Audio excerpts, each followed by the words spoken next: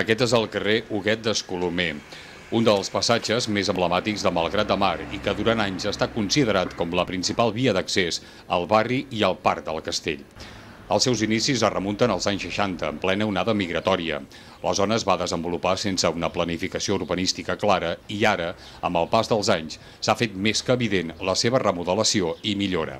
Solucionar l'accés, unes escales amb una forta pendent de 20 metres de desnivell, és una de les demandes més antigues dels veïns del carrer. Alguns dels trams estan en molt mal estat i els graons són massa alts.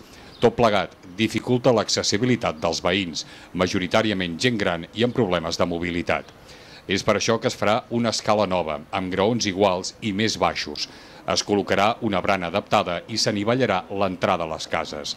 Un altre dels principals problemes és el dels serveis bàsics, l'enllumenat i el clavegueram, que juntament amb la canalització de les aigües pluvials també s'arreglarà.